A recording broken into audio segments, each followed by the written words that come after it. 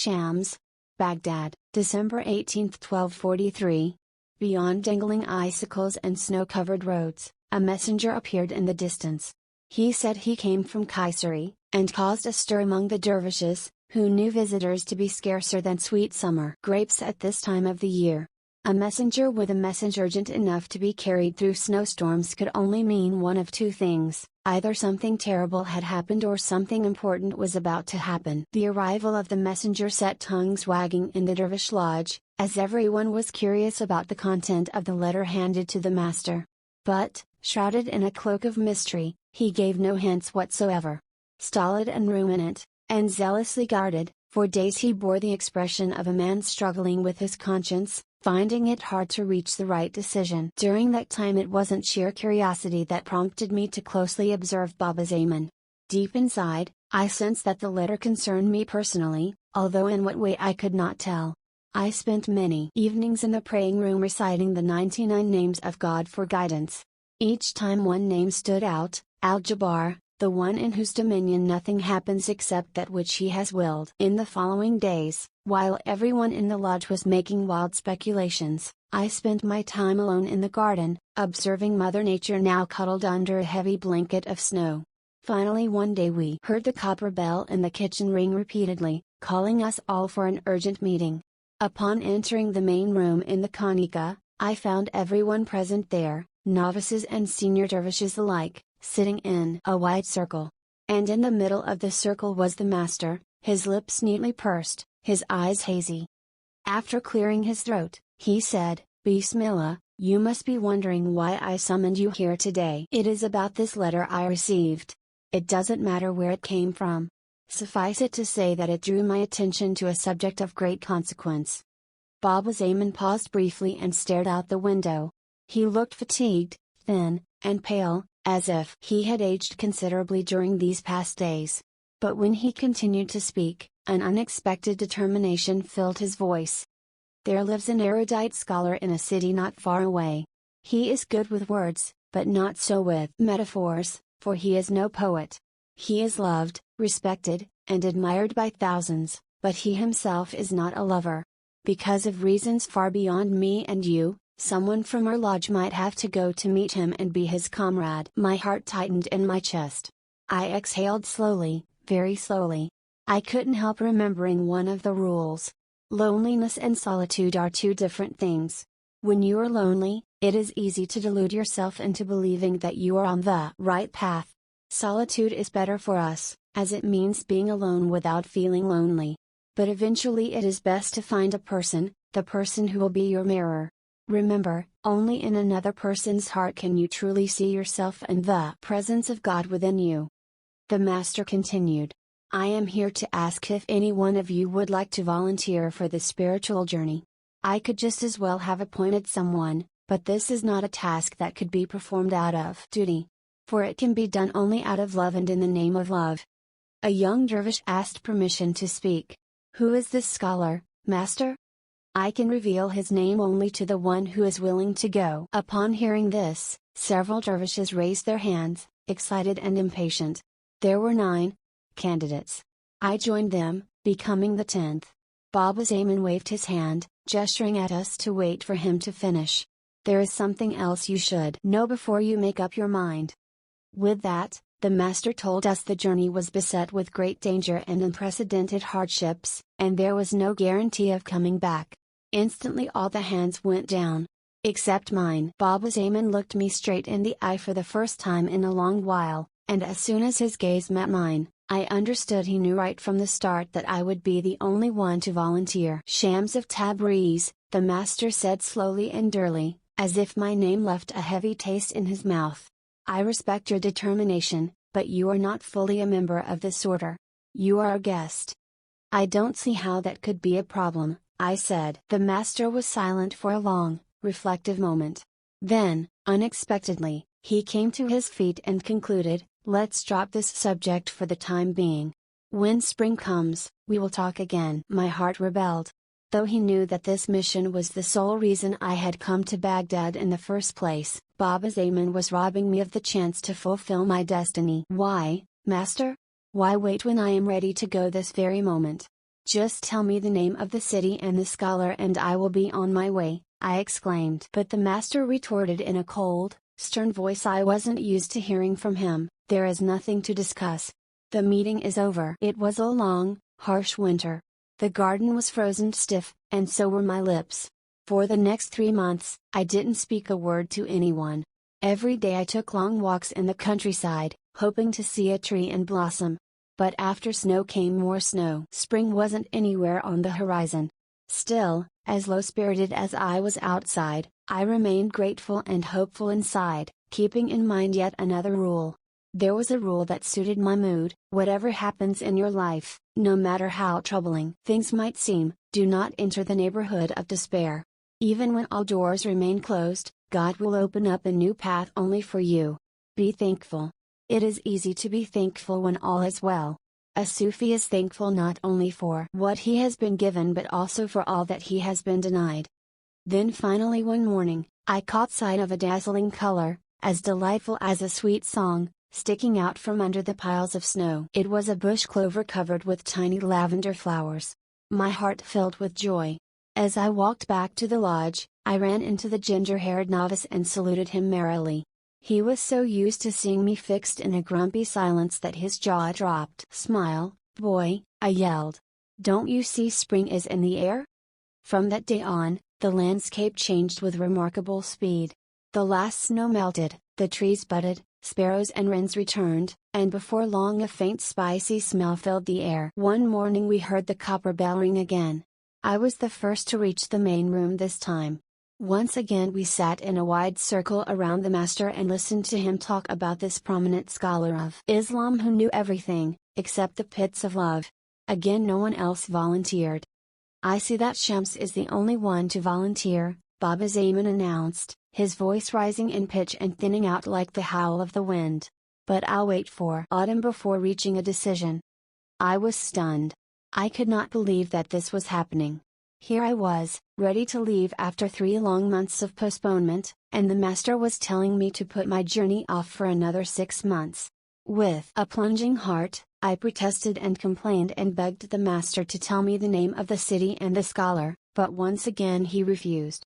This time, however, I knew it was going to be easier to wait, for there could be no further delays. Having endured from winter to spring, I could hold my fire from spring to autumn. Baba Zaman's rejection had not disheartened me. If anything, it had raised my spirits, deepening my determination. Another rule said, patience does not mean to passively endure. It means to be far-sighted enough to trust the end result of a process. What does patience mean? It means to look at the thorn and see the rose, to look at the night and see the dawn. Impatience means to be so short-sighted as to not be able to see the outcome. The lovers of God never run out of patience, for they know that time is needed for the crescent moon to become full. When in autumn the copper bell rang for the 3rd time, I walked in unhurriedly and confidently, trusting that now things would finally be settled. The master looked paler and weaker than ever, as if he had no more energy left in him. Nevertheless, when he saw me raise my hand again, he neither looked away nor dropped the subject. Instead he gave me a determined nod. "All right, Shams, there is no question you are the one who should embark on this journey. Tomorrow morning you'll be on your way, inshallah." I kissed the master's hand. At long last I was going to meet my companion. Baba Zaman smiled at me warmly and thoughtfully, the way a father smiles at his only son before sending him to the battlefield. He then took out a sealed letter from inside his long khaki robe and, after handing it to me, silently left the room. Everyone else followed suit. Alone in the room, I broke the wax seal. Inside, there were 2 pieces of information written in graceful handwriting. The name of the city and the scholar. Apparently I was going to Konya to meet a certain Rumi. My heart skipped a beat. I had never heard his name before. He could be a famous scholar for all I knew, but to me he was a complete mystery. One by one, I said the letters of his name: the powerful, lucid R, the velvety U, the intrepid and self-confident M, and the mysterious I, yet to be solved. Bringing the letters together, I repeated his name over and over again until the word melted on my tongue with the sweetness of candy and became as familiar as water, bread, or milk. Ella? Northampton, May 22, 2008. Beneath her white duvet, Ella swallowed past a sore throat, feeling worn out. Staying up late and drinking more than her usual limit several nights in a row had taken their toll. Still, she went downstairs to prepare breakfast and sat at the table with her twins and her husband, doing her best to look interested in their ongoing chatter about the coolest cars at school when all she wanted was to go back to bed and sleep. All of a sudden, Orly turned to her mother and inquired, "Avi says our sister isn't going to come home again. Is that true, Mom?" Her voice reeked of suspicion and accusation. "Of course that's not true. Your sister and I had a quarrel, as you know. But we love each other," Ella said. "Is it true that you gave Scott a call and asked him to dump Jeanette?" Avi asked with a grin, apparently enjoying the subject immensely. Ella glanced at her husband with widened eyes, but David raised his eyebrows and flipped his hands open to indicate it wasn't he who told them such a thing. With practiced ease, Ella gave her voice the authoritarian tone she used when giving instructions to her children. "That's not quite right. I did speak with Scott, but I did not tell him to dump your sister. All I said was not to rush into marriage." "I'm never going to get married," Orly announced with certitude. "Yeah, as if any guy would want to have you as his wife," Avi snapped. While she listened to her twins tease each other, for reasons she couldn't understand, Ella felt a nervous smile settle on her mouth. She suppressed it. But the smile was there, carved under her skin, as she walked them to the door and wished them all a nice day. Only when she returned to her seat at the table could she get rid of the smile, and she did that simply by allowing herself to sulk. The kitchen looked as if it had been attacked by an army of rats. Half-eaten scrambled eggs, unfinished bowls of cereal, and dirty mugs cluttered the counter. Spirit was pacing the floor, eager to go out for a walk, but even after 2 cups of coffee and a multivitamin drink, all Ella could manage was to take him out into the garden for a few minutes. Back from the garden, Ella found the red light flashing on the answering machine. She pressed the button, and to her great delight Jeanette's melodious voice filled the room. "Mom, are you there?" "Well, I guess not, or you would have picked up the phone," she chuckled. "Okay, I was so angry at you I didn't want to see your face again. But now I'm cool about it. I mean, what you did was wrong, that's for sure. You should never have called Scott. But I can understand why you did it. Listen, you don't need to protect me all the time. I'm not that premature baby who needed to be kept in an incubator anymore. Stop being overprotective. Just let me be, okay?" Ella's eyes filled with tears. The sight of Jeanette as a newborn baby flashed across her mind. Her skin utterly red and sad, her little fingers wrinkled and almost transparent, her lungs attached to a breathing tube. She was so unprepared for this world. Ella had spent many a sleepless night listening to her breathing just to make sure she was alive and would survive. "Mom, one more thing," added Jeanette, like an afterthought. "I love you." On that cue, Ella let out a deep breath. Her mind shifted to Aziz's email. The wish tree had granted his wish. At least the first part of it. By giving her a call, Jeanette had done her part. Now it fell upon Ella to fulfill the rest. She called her daughter's cell phone and found her on her way to the campus library. "I got your message, honey. Listen, I'm so sorry. I want to apologize to you." There was a pause, brief but charged. "That's all right, Mom." "No, it's not. I should have shown more respect for your feelings. Let's leave it all behind, shall we?" said Jeanette, as though she were the mother and Ella her rebellious daughter. "Yes, dear." Now Jeanette dropped her voice to a confidential mumble, as if afraid of what she was going to ask next. "What you said the other day kind of worried me. I mean, is that true? Are you really unhappy?" "Of course not," Ella answered, a bit too quickly. "I raised 3 beautiful children, how can I be unhappy?" But Jeanette didn't sound convinced. "I meant with Daddy." Ella didn't know what to say, except the truth. "Your father and I have been married a long time. It's difficult to remain in love after so many years." "I understand," said Jeanette, and, oddly, Ella had the feeling she did. After she hung up, Ella allowed herself to muse over love. She sat curled up in her rocking chair and wondered how she, hurt and cynical as she was, could ever experience love again. Love was for those looking for some rhyme or reason in this wildly spinning world. But what about those who had long given up the quest? Before the day ended, she wrote back to Aziz. Dear Aziz, if I may, thanks for your kind and heartwarming reply, which helped me through a family crisis. My daughter and I managed to leave behind that awful misunderstanding, as you politely called it. You were right about one thing. I constantly vacillate between two opposites, aggressive and passive. Either I meddle too much in the lives of loved ones or I feel helpless in the face of their actions. As for submission, I've never experienced the kind of peaceful surrender you wrote to me about. Honestly, I don't think I have what it takes to be a Sufi. But I have to give you this, amazingly, things between Jeanette and me turned out the way I wanted only after I stopped wanting and interfering. I owe you a big thank you. I, too, would have prayed for you, but it has been such a long time since I last knocked on God's door that I'm not sure if He still lives in the same place. Oops, did I speak like the innkeeper in your story? Don't worry, I'm not that bitter. Not yet. Not yet. Your friend in Northampton, Ella. The letter. From Baghdad to Kayseri, September 29, 1243. Bismillahirrahmanirrahim. Brother Syed Burhanuddin.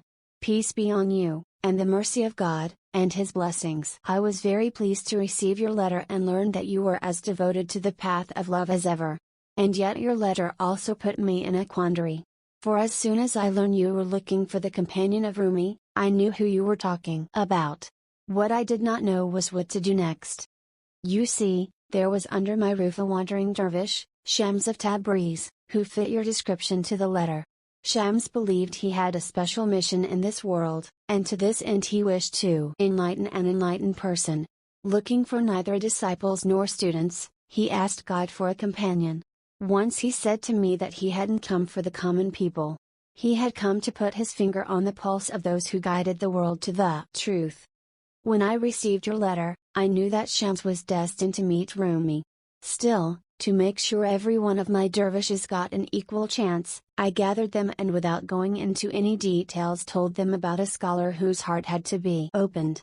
Though there were a few candidates, Shams was the only one who persevered even after hearing about the dangers of the task. That was back in winter. The same scene was repeated in spring and then in autumn. You might be wondering why I waited this long.